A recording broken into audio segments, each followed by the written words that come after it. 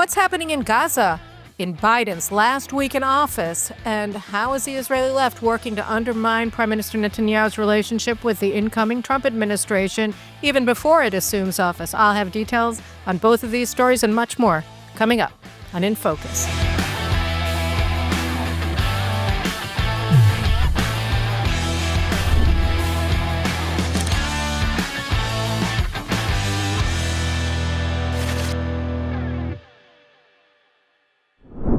Saturday morning, 4 IDF soldiers were killed in an IED attack in Gaza, and 6 others were wounded in the same attack. The names of the fallen are Sergeant Yahav Maayan, Sergeant Major Alexander Fedorenko, Staff Sergeant Danila Diakov, and Sergeant Eliav Astuker. May their memory be for a blessing. They were buried on Saturday night and on Sunday in various military cemeteries throughout the country. One of the things that's most disturbing about the IED attack is that it occurred in Beit Hanun in northern Gaza, an area of Gaza that Israel took control over in the early stages of the ground offensive last year and has since returned to and shed blood in over and over and over again. Israel is currently winding down, apparently, although not clear why, a major ground offensive in northern Gaza that's been going on for over a month. 28 IDF soldiers so far have been killed in these operations in Beit Hanun, in Jabalia, and in other areas of northern Gaza.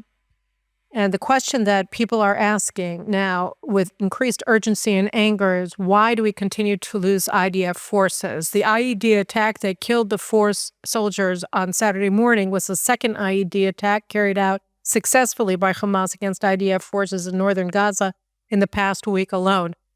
We've had 400 now is the number that we've reached in the number of IDF forces that have been killed in the ground operation in Gaza that began in late October 2023, and it's gone on until now. And it doesn't seem that there's any end in sight. To the contrary, it feels like the gains that Israel made on the backs of our incredibly courageous soldiers and officers are being squandered. Hamas is recruiting new forces. They continue to maintain their control as a regime throughout the Gaza Strip. And the question is, how did we get to this point? How did we get to this point where we're seeing our hard-earned gains seemingly undermined right before our eyes, and more soldiers continue to be killed? So there are 2 main reasons.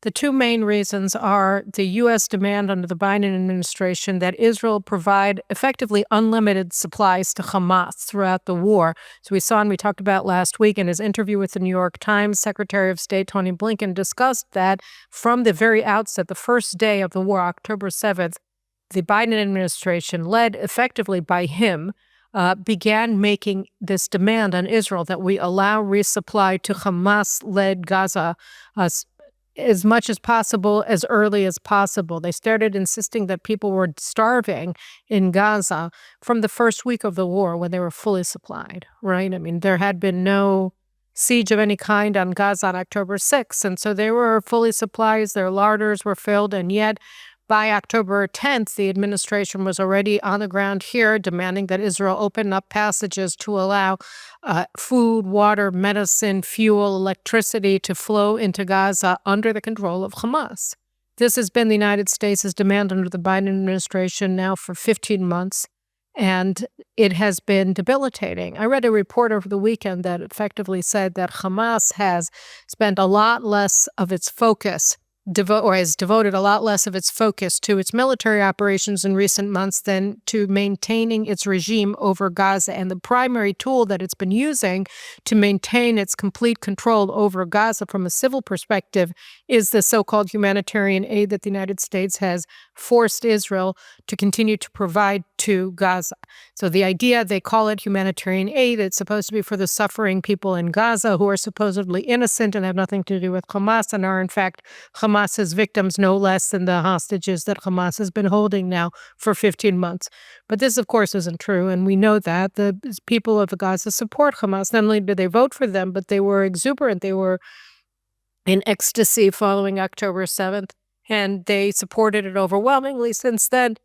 support in some of the polls for Hamas among Gazans has eroded because so much of Gaza has been turned into rubble by the IDF over the ensuing 15 months. But all the same, there's been no effort by Gazans to overthrow the regime of Hamas. No successor regime has manifested that could take over control of Gaza from Hamas.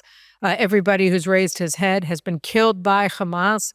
And of course, the most important thing is that we haven't seen anybody come forward holding the hostages saying, we'll take the award that you gave us, that you said you would give us, Israel, $5 million and a ticket out of Gaza. Nobody, there have been no comers for this. Nobody has acted in accordance with Israel's demand and come forward and said, I'll take the $5 million prize and here are your hostages. Here's one hostage. Here's information that can lead to finding and rescuing hostages. Nobody. And why is that? Because Hamas controls the humanitarian aid, the so-called humanitarian aid, which is really, again, and I've said this countless times on this show, it's just a euphemism for resupply of Hamas. All of the food that's coming in, all the water, all the medicines, all the food, fuel, all the electricity, everything, the cigarettes, everything that's going into Gaza at the demand of the Biden administration goes directly to Hamas. And then Hamas doles it out to its supporters, first to its fighters, they get the first dibs, then to its supporters.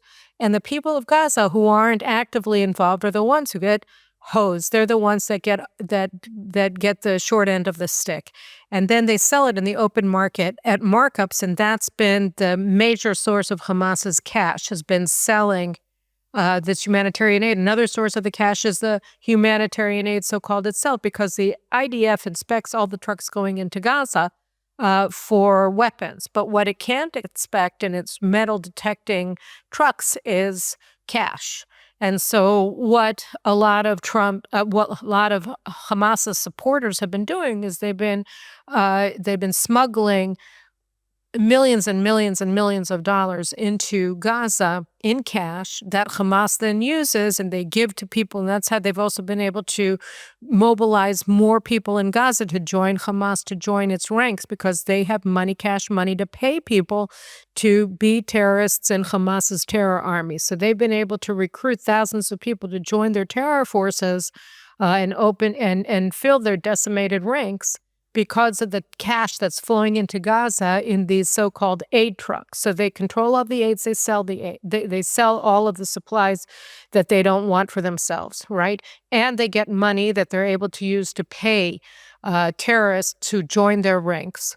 And so this has been the means to maintain Hamas's iron grip on power in Gaza throughout the 15 months, regardless of their battlefield losses at the hands of the IDF, okay? You know, Israel, the administration was totally opposed to Israel's operation in Rafah. The IDF finally came clean and acknowledged that there were 10 very major smuggling tunnels underground that were traversing the border between Gaza and Egypt that went across the Philadelphia corridor. And so that was a major smuggling route of not only goods and services, food, money, etc., but also arms. So that was stopped when the IDF took over Gaza, and that was a major source that stabilized, that enabled Hamas to remain in power. Now the only real pipeline they have for the kind of material goods that they need in order to maintain their grip on power is the U.S. coerced aid that keeps coming into Gaza every single day because of U.S. coercion, U.S. threats against the Israelis, whether it's the arms embargo that we've effectively been living under for the past several months, or what they have now in their final days in office is the sword of Damocles over Israel's head, because we know that they've lined up all of the ducks at the UN Security Council, and all they have to do is light the match, and they get to abstain from a UN Security Council resolution requiring or demanding that ordering Israel to remove its forces from Gaza in exchange for nothing, effectively, right? So they have that for the next 8 days. Israel has to be very careful because the administration is using its continued leverage in its last days in power in order to secure Hamas's grip on power, right? So that's the first reason Hamas is in power. That's why, the war continues despite all of the incredible achievements that IDF forces have accomplished over the past 15 months. The war continues. Our toll of war dead keeps rising. despite all of our accomplishments in Gaza, because Hamas is still in power and they're still able to recruit thanks to the United States government under the Biden administration. The second reason that they're able to continue to maintain power and to kill our forces is because IDF Chief of Staff Herzi Halevi, according to many ground forces commanders, both currently serving in Gaza, who've been talking to reporters on condition of anonymity, and also many former retired IDF generals who are looking at the situation from outside with their mouths just agape in shock over the incompetence that Herzi Halevi, the chief of staff, has been demonstrating in his leadership of it. So he came from one of the commando units from Sayeret Matkal, and he is constitutionally incapable of seizing and controlling territory. The commandos, they come in, they do a job, they leave. And that's what he keeps getting IDF ground forces to do in Gaza. So that's why. Why have we been in Beit Hanun piling up battle losses over the past several weeks, even though we took over Beit Hanun 3 or 4 times in the past, same with Jabalia, etc.? Because Herzi Halevi keeps ordering the removal of IDF forces once we take over territory. Why? Because reasons. Because he doesn't understand ground combat. Because he thinks that Israel shouldn't occupy Gaza. He has been the primary reason also for maintaining Hamas's grip on power, because he has refused to take responsibility for distributing food and water and medicines to the civilian population of Gaza. So if the IDF doesn't do it, and then Hamas does it, it's the whole idea that there's a third party that will take over control over Gaza is a joke, because it's either Hamas or it's the IDF. It's always been a zero-sum game, either them or us. On October 7th, we saw what happens when it's them. And since then, we have had this leadership in the IDF General Staff under Herzi Halevi, Lieutenant General Herzi Halevi, who refuses to allow it to be us. So in various degrees, we've constantly been in a stalemate, because, again, the only way to win is for it to be us and not them. There is no Deus ex machina that's going to come down from the sky and take over from Hamas and everything's going to be great and Israel doesn't have to do anything. It's either them or us. And it has to be us, because it can't be them. So if you want to win this war, you have to seize and occupy territory, and you have to take over control of the distribution of the food, of the water, etc., and also of the international borders to let people leave if they want to leave, which is something that, of course, Hamas and Egypt and the United States under the Biden administration have blocked in contravention of international laws of war that say that civilians should be allowed to leave to third countries during war in their hometowns. So that all the same, Herzi Halevi, by refusing to occupy the territory that we control, has been undermining all of the achievements his men have accomplished under his incompetent leadership of the IDF, right? So he continues with his game, his losing game, his sucker's game of putting our boys and girls into harm's way to carry out the same operations over and over again. And in the meantime, as we do this, we're facing a dynamic enemy that learns on the job, right? And so he sees how we operate. They thought that the route that they were traveling on Saturday morning was safe because they had secured it already. But lo and behold, no, Hamas saw how we were operating. They found a vulnerability and they moved into it. They put down an ID and they were able to attack a convoy of vehicles that were traveling with the deputy commander of the Nachal Brigade, and to disastrous effect of 4 more soldiers killed in an IED attack in an area that we had already secured. Why? Because you can't assume that things stay static just because you don't want to change the way you're doing things. And what we see is that we have an IDF chief of staff and apparently commanding officer in Southern Command, Yaron Finkelman, who are incapable of changing the way that they think. So the same wrong thinking that got us into this mess to begin with on October 7th continues to be maintained by the leadership of the IDF that's responsible for prosecuting a war when the war goals of annihilating Hamas apparently aren't to their liking, because they refuse to use the IDF in a way that would achieve those goals. From their perspective, the paramount goal is to get a hostage deal. But here, too, we see, it's true that Trump's mediator or envoy to the Middle East, Steve Witkoff, has been here. He's now in Doha, I think, or he just came from Doha, whatever, in this shuttle diplomacy with lots and lots of, chiefs and very few Indians. And we always end up getting to the same conclusion, which is that Hamas is laughing at everybody. So now they're saying, oh, yeah, well, now we're going to give you the names, or we're going to let out, instead of 20, we'll let you out the 31 hostages that you were demanding, 3 weeks ago. And we said we wouldn't give you, now we will give you, da-da-da-da-da. It's all just, what is it called? A 3-card Monte. It's a shell game.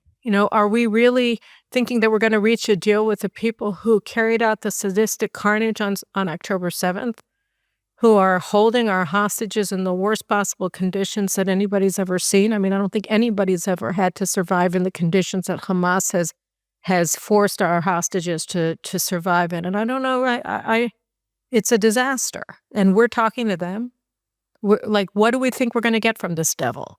This isn't even a Faustian bargain. This is something even more, even worse. And what, are we going to give everything away and then leave 68 hostages in Gaza in exchange, 69 in exchange for 31, 32? I mean, none of it makes sense, right? And all a week before Biden leaves, it feels like everything is just sort of out of kilter. And it's out of kilter because we have an IDF supreme leadership under Herzi Halevi that has failed consistently to understand the key point that, despite the fact that Prime Minister Netanyahu has pointed it out over and over and over again publicly, and since he's pointed it out publicly, I have to assume he's pointed it out in private as well, even more forcefully, which is that when we got the initial hostages deal in November of last year, it was when we were pounding Gaza into the ground. In other words, we got them to cry uncle, and they let out over half of the hostages. They let out all of the children and most of the women, right? And that was because we were pounding them into the ground and because they saw that we were about to annihilate them. But here they see this kind of just marching in place and not moving forward, going back into all of these areas we've been in them, losing soldiers, moving out, moving back in, moving out, moving back in, not having enough forces on the ground to seize and control territory, refusing to take control over the disbursement of all of the goodies that the United States keeps forcing Israel to accept and transfer to Hamas, to maintain Hamas's grip on power. So they don't seem to see the direct correlation between Israeli power and the number of hostages that get freed. And as a result, they won't use maximum force because they think that there's a contradiction between getting the hostages out and using maximum force, when in fact there isn't. All along, the left has claimed that there's an inherent contradiction between getting the hostages out and annihilating Hamas. But the fact is the opposite is the case. There's a direct correlation between annihilating Hamas and getting the hostages out. You break Hamas's regime, and then you free people on the ground in Gaza who have information about the hostages or who are themselves holding the hostages. You increase their determination to break ranks and make a separate peace with Israel and give us the hostages they're holding in exchange for $5 million and a ticket out, right? So the more you pulverize Hamas, the more likely it is that people are going to break ranks with Hamas. The second thing is the more you pulverize Hamas, the more desperate they become to survive. And so the faster they're going to cry uncle and give us the female hostages they're holding, the male hostages they're holding, all of the hostages, the dead hostages, the alive hostages. The more you pound them, the more you get. But this obvious state of affairs is just something that Herzi Halevi and his fellow idiotic generals can't countenance. And now the question is, what is the chance of him getting fired or being forced to resign? And the answer here is that, again, just like with the humanitarian aid, just like with, the constraints, the constant restraints on Israel's military operations in Gaza through arms embargo, threats of UN sanctions, etc. So here too, the administration has been the main protector of Israel's incompetent ruling classes, including the IDF general staff. So it was the United States, the Biden administration, that in March of 2023, before the Hamas invasion, made open threats to Prime Minister Netanyahu of all kinds of sanctions that he would incur if he went forward with his stated purpose of firing then Defense Minister Yoav Gallant because he was grossly insubordinate towards Netanyahu. He undermined the then central goal of the administration, which was to reform Israel's Supreme Court and check its currently completely unchecked and out of control powers, right? So he used a moment when Netanyahu was out of the country to essentially scuppered the entire campaign or the entire policy. And Netanyahu said he wanted to fire him. And then the Biden administration combined with the Israeli opposition to threaten Netanyahu with all-out, civil unrest and civil war if he went through with the firing. And so Gallant remained in office until Trump won the election, and he was fired in the end over a year and a half later on November 5th, 2024. So the Biden administration was protecting Gallant, and they've been protecting the incompetent generals that failed to prevent the Hamas invasion. So we're looking at a situation where they're leaving now. And so it'll be easier as a practical matter for for the government to fire Herzl Levy. But more to the point, we have a new defense minister in Yisrael Katz, and Yisrael Katz has been putting Herzl Levy on notice. So he said to him a couple of weeks ago, look, you are supposed to be carrying out internal IDF investigations of the failure of October 7th. You've been dragging them out and really soiling every single investigation, not only of the IDF, but also of the government controller, which is illegal. The latter is. And, I expect all of the reports on your inquiries into the failures of October 7th by the end of January. And so long as I don't receive those reports of your internal investigations, you're not allowed to appoint anybody. Of the rank first, it was Major General, and then it's gone down to Colonel. You're not allowed to make any appointments. I will not approve any appointments, senior appointments in the IDF, so long as I don't have the reports. Because, Herzl Levy, he's been promoting and ousting generals right, left, and center for the past year, even though he is primarily responsible for the failure of October 7th. And so he once Aaron Khaliva, the destructive, the horrible former head of military intelligence, resigned, Herzl Levy promoted then Brigadier General Yossi Binder to be Khalifa's replacement. Binder was responsible for operations on October 7th. He totally failed. And yet Herzl Levy claimed that an internal investigation of the operations branch of the Army found that Binder had behaved perfectly on October 7th. Did anybody see any evidence to that effect? No. We have to take his word for it. And then Binder, who's his personal friend, gets elevated to the head of military intelligence. There were bereaved families, the Shani family, for instance, who petitioned the Supreme Court to block the appointment from going through. But of course, since Herzl Levy is considered to be a full voting member in the anti-Netanyahu, brigades or whatever, the Supreme Court found in favor of Herzl Levy going forward with his soiled appointment of Binder. And so this was something that, as a matter of course, Gallant was green lighting. And Yisrael Katz said, no, I'm not approving any of your appointments until I see the internal investigation. So he gave him a deadline of the end of January to submit all of the reports.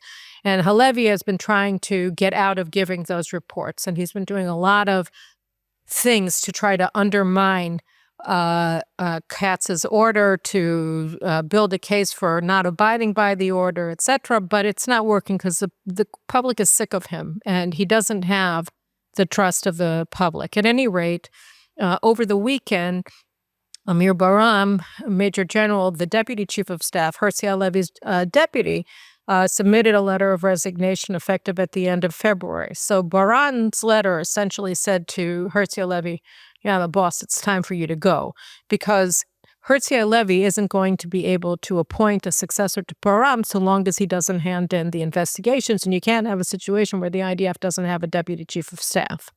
So, the likelihood of Herzl Levy being able to remain in power as the head of the IDF for more than, the next few weeks is dwindling. It's more than possible that he's going to finally be replaced by somebody competent to lead the country to victory. And we're going to have the Trump administration there. So one of the things, so the left itself isn't just a state of panic, and you see it in the way that they're talking amongst themselves in various podcasts and the way that they're also presenting the news. So one of the things that they've been doing is they've been saying that the war is for naught, that there's no point to it. It's all just a loser's game. Here's Yair Golan. I'll just show this to you. He was unbelievable that he was the deputy chief of staff of the IDF about, I think, in like 2017, 18. And he compared Israel to Nazi Germany. I mean, he is a radical, sickeningly radical left-wing activist. And he was on Israel's Meet the Press on Channel 12, one of the left-wing news channels, on Saturday night. And just watch this clip of him here. This was right after we found out that the 4 soldiers had been killed on Saturday morning, and this is his response. לא יכול להיות שאנחנו נלחמים ללא מטרה מדינית, ללא תוחלת וללא תכלית. חיילי צה"ל נהרגים לשווא בתוככי רצועת עזה. אתה אמרת שחיילים מתים לשווא?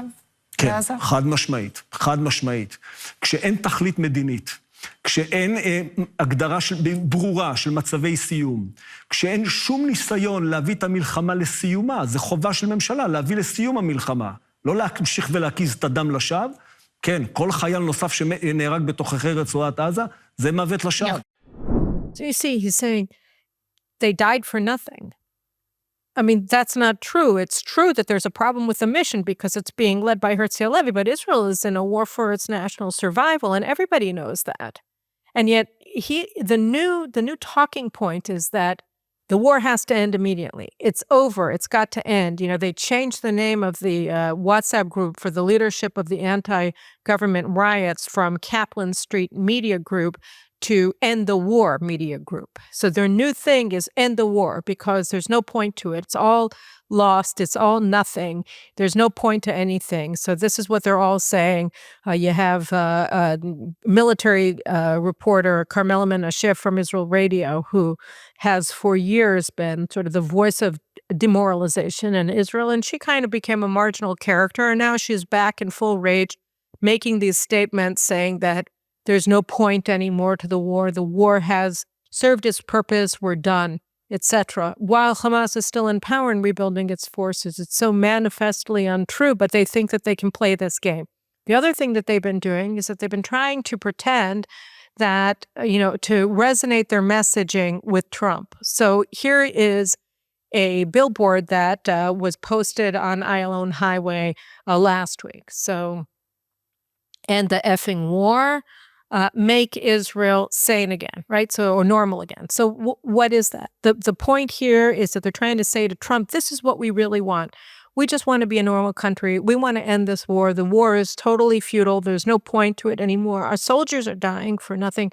There's all these lies when the overwhelming majority of the public understands that we're in a war for our national survival and we're at the gates of victory. And what they want to do with people like Yair Lapid in charge is to demoralize the public on, the eve of Trump's arrival and cut a deal for hostages that's going to leave the bulk of hostages behind in Gaza, Hamas in charge of Gaza, all of our war goals unachieved.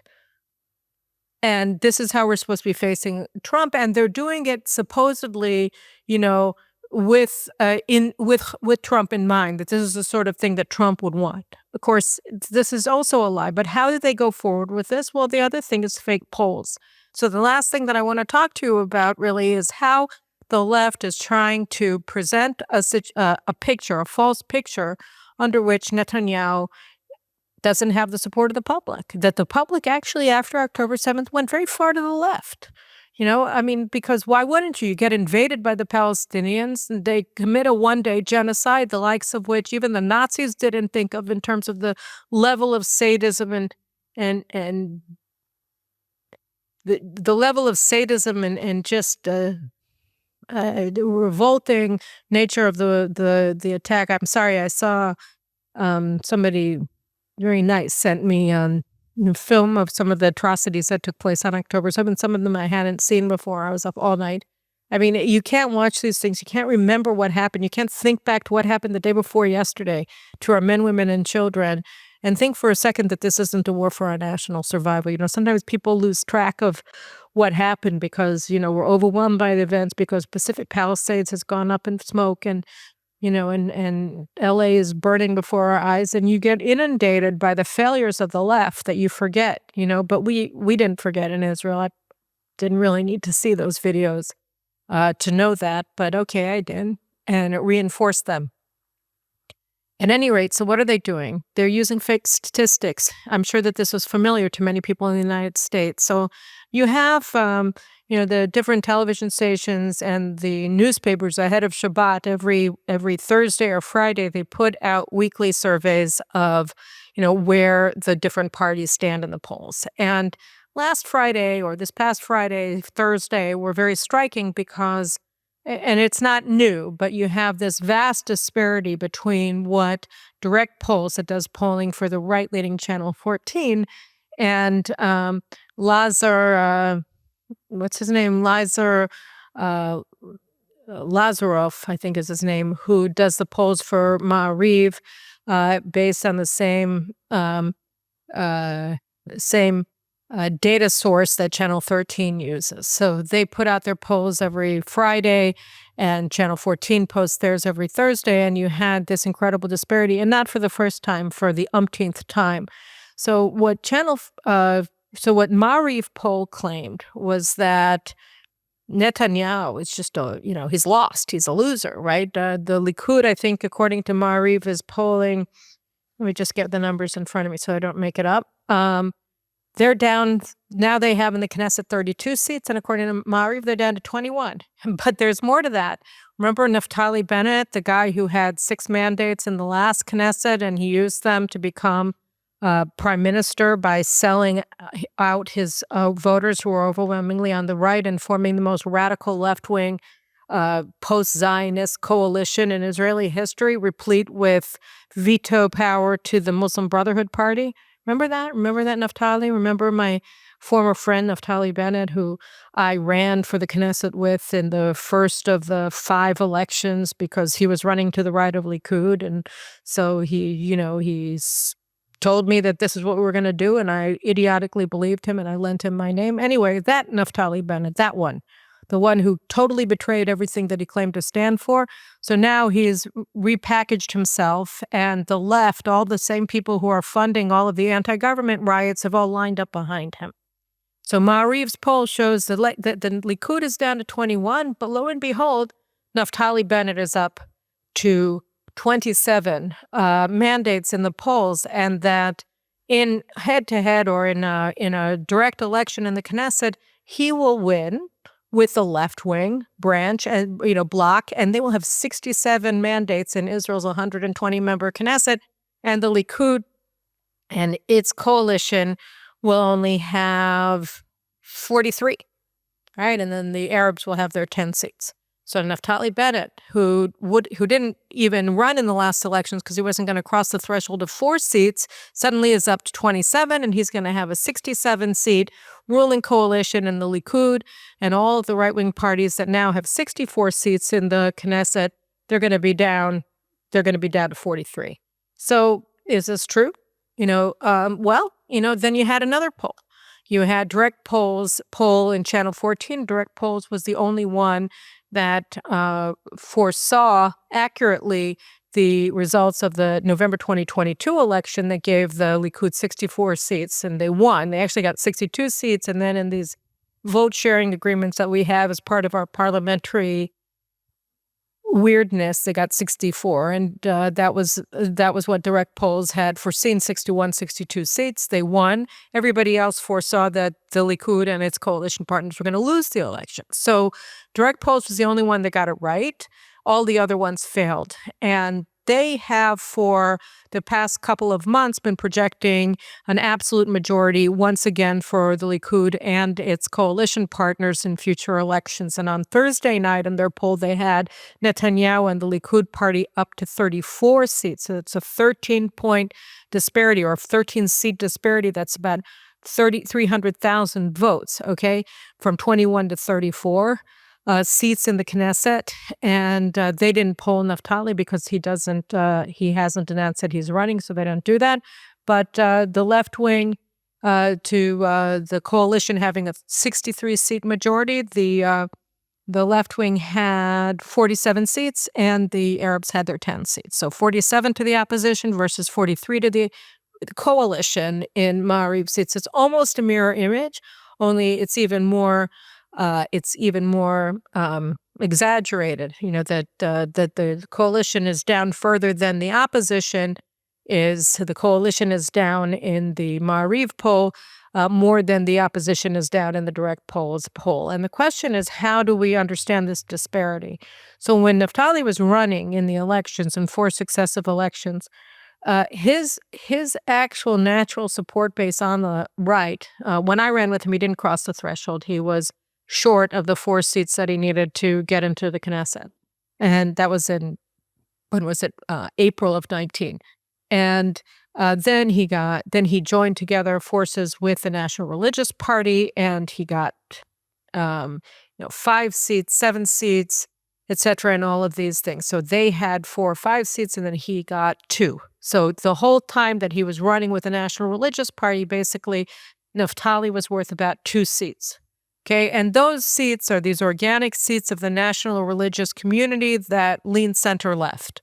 And they still support him or a party that can convince them that they're more or less like Naftali. So he has like two seats that are sort of his natural base, and the rest of it, where has he been getting it? Well, direct polls led by Shlomo Filber has been showing in their research that Naftali's polling gives him seats from the center-left parties, from Benny Gantz, from Yair Lapid. Those are the seats that he's getting, that he's not getting seats from the right religious bloc that forms the current coalition. He, after betraying all of his voters and the entire right wing in Israel by forming a government with Meretz and Labor and the Muslim Brotherhood Party that he had pledged not to join forces with, he's not getting support from the right. So why is it that Ma'ariv is claiming that he is? And the answer to that question is that, there are a couple of things that every polling firm in Israel is doing aside from Shlomo Filber. And what they do is they use these pools of people that they survey. They give them coupons for different things, and they join. That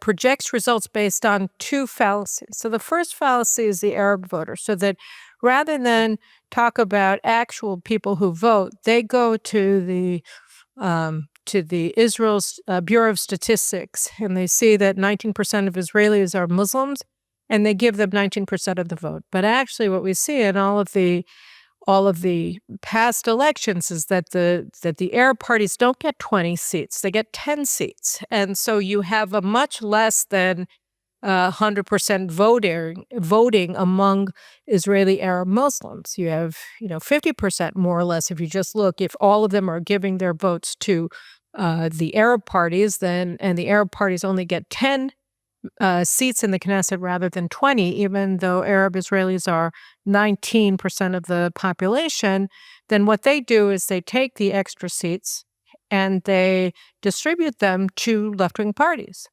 So this is a fallacy because you have less voters, but then they attribute more mandates to them. It's just that they attribute these imaginary mandates from people who aren't actually voting to left-wing parties. So that gives the left about 4 extra seats that nobody gave them, right? That voters don't actually give them on election day. So that's one thing. They take, rather than likely voters, they take the overall population. The second thing that has happened is that there's a direct correlation between the rise in viewership of the right-leaning Channel 14 and the diminishment of the number of Likud voters who participate in the surveys, so that they keep using the same surveyed population, except that a very significant demographic within that surveyed population, Likud voters, aren't participating. They don't want to participate anymore. They don't like left-wing pollsters, and so they're boycotting their polls. They don't participate in them. So they're being undercounted. And then their votes are given to the left. Why? Because those are overrepresented in the survey. So you have an overrepresentation of left-wing voters. You have an underrepresentation by around 10 mandates almost of Likud voters. And so you're constantly diminishing the the representation of the Likud in your ultimate polling results. And so you come up with these aberrations where week after week after week, you see Bennett getting votes from the right wing, even though he has no support on the right. You have this massive shift of Israeli voters from right to left after we had an historic event occur on October 7th that pushed voters across the spectrum further to the right. So if you were in the left, you moved to the center left. If you were in the center left, you moved more to the right. And most importantly, if you're already on the right, you moved even further to the right. And that's the third thing that's caused this aberrational result, which is that you had, after October 7th, you had about 10 mandates of right-wing voters that wouldn't say which party they support, because they didn't support anybody, because nobody was as far right as they were. So that the voters on the right, on the right-wing bloc, who already are voting for right-wing parties, went even further to the right. And so starting, in polls that they were doing in October, after October 7th, these pollsters were attributing these very, very hardline right-wing voters who were undecided about who they were voting for because they didn't find a party that was as far right as they were. They're giving them to Benny Gantz on the left. So that these 10 to 12 mandates of right-wing voters are just for no particular reason. They're being assigned to the left, as if there's been this massive shift from right to left after an episode that moved the entire country to the right. And we've seen this in successive data polling. What do you think of Palestinian statehood? What do you think of the Palestinian Authority? Do you think they should take over Gaza? Do you support a Palestinian state? No, no, no, no, no, right? 2/3, 3/4 of Israelis say no to these questions.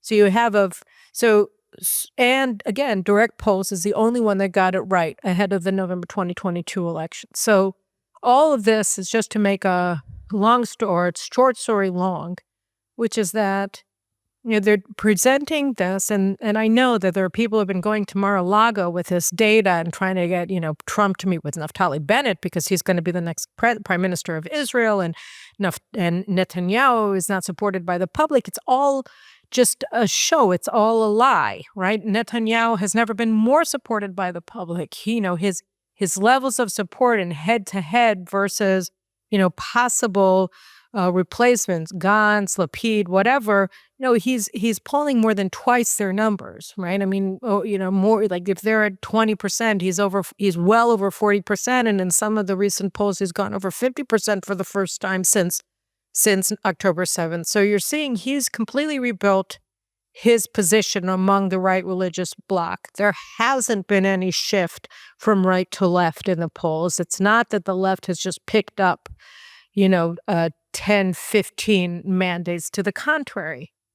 And yet this is what's being reflected in polling data over and over and over again, because the data pools are underrepresenting the right, because the data pools are based on National Bureau of Statistics data rather than likely voters. So the overall population rather than the population of likely voters based on, our historic experience over the past 5-10 elections, right? And finally, over the past year or so, you've had fewer and fewer Likud voters who are willing to participate in surveys that are being carried out by the left-wing polling services. So, why are they doing this? They're doing this because they don't want Israel under Netanyahu and Trump and the United States under Donald J. Trump to go forward, forthrightly with the United States supporting Israel as we move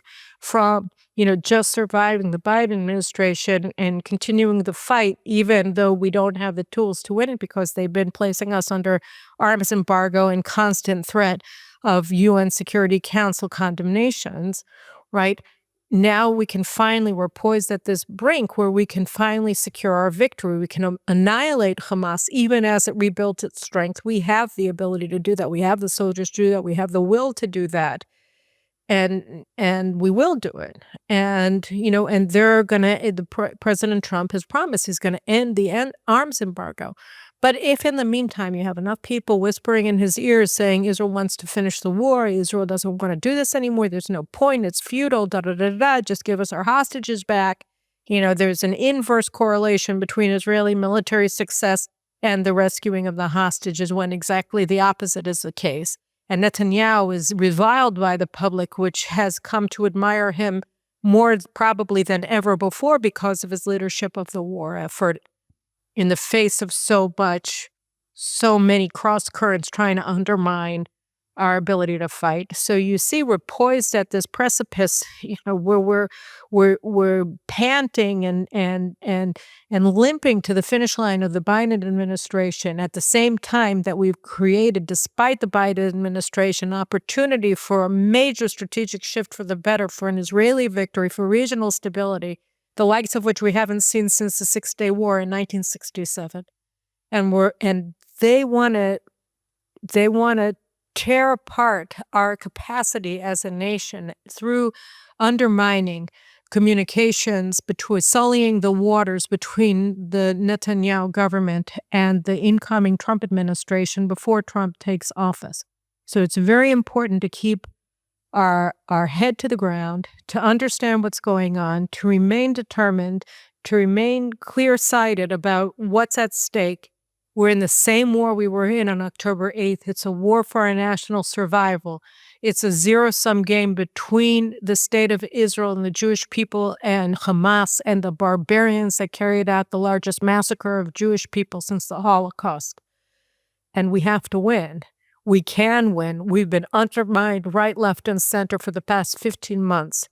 But, everybody from Lindsey Graham to Donald Trump himself have made clear that, change is coming. And just as those fires are going to be put out in Los Angeles, so this war is going to be won. Just as, Prime Minister Netanyahu and channeling Churchill's message to FDR in 1941, give us the tools, we'll finish the job. And Israel is the regional power. We can do this. Now that we see the Trump administration is coming in, we have to, and they aren't going to subvert us the way that the Biden administration has been subverting us for the past 15 months, and really even more, 2 years since the Netanyahu government came into power. We have this opportunity. We just have to secure it. We just have to protect it so that we can't allow these false statistics to be undermining us, so that we can't allow these heartbreaking battle losses to break our will. We know we can do this. The soldiers who were killed knew that we could do it, and they were fighting to win, and we have to win. We have to bring this baby home, and we will. I have some great interviews going forward this week. I'm really looking forward to them. I'm going to be talking to Victor Davis Hanson about the future of American-Israel strategic relations this week, and I'm also going to be talking to Diaspora Affairs Minister Amichai Shikli about the fight against anti-Semitism and a lot of other things coming up later this week. So keep your eyes on this space. It's going to be awesome. And I'll talk to you again soon. Have a great day.